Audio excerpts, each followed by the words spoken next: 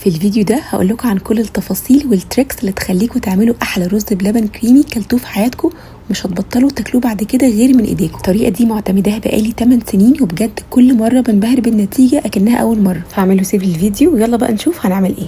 اول حاجه بنجيب نص كوبايه رز مش مغسول، بنحطها في شويه ميه كده، يعني تقريبا اقل من نص الحله بشويه، وعلى النار بقى ونسيبهم يغلوا مع بعض براحتهم. نفتح كده الحله شويه بالشكل ده عشان الرز ما يفورش مننا. محتاجين في الخطوه دي ان الرز يستوي على الاخر، ما يبقاش محصول. لو حاسين ان هو لسه ما استواش بنزوده شويه ميه تاني ونغليه تاني لحد ما نوصل بالشكل اللي احنا راضيين عنه.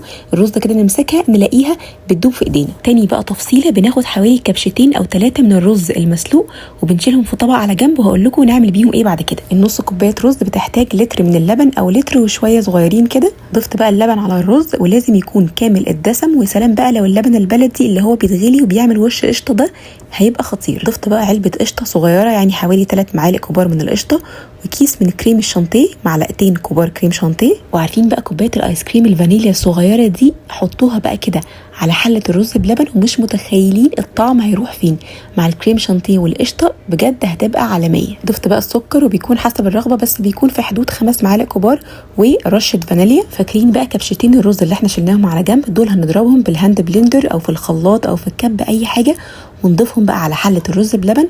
ده بتساعد ان الرز بلبن يبقى كريمي اكتر، ويساعد ان هو يتقل ويمسك في بعضه اكتر من غير ما نحتاج كميه نشا كبيره. بنسيب بقى الرز مع اللبن يغلوا حوالي تلت ساعه، كل 5 دقائق بنديله تقليبه ونسيبه يغلي تاني، عشان لو سبناه مع بعضه هيفور ويبهدل الدنيا، وكمان عشان نمنع ان الرز يلزق في قعر الحله.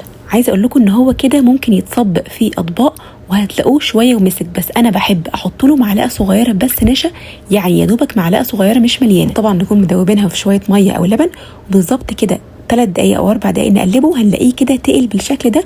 نصبه على طول في اطباق، نسيبه بره التلاجة لحد ما يهدى خالص، وبعدين ندخله جوه التلاجة في الرف اللي في النص، بلاش الرف اللي تحت الفريزر. لو عاملين منه كميه وهيقعد كذا يوم جوه التلاجة فبنلفه بستريتش قبل ما ندخله، انما لو زي حالتي كده تقريبا بيتاكل في وقتها فمش مستاهله يعني. لو حابين بقى رشوا عليه قبل ما تاكلوه اي مكسرات عندكم، بالهنا والشفا.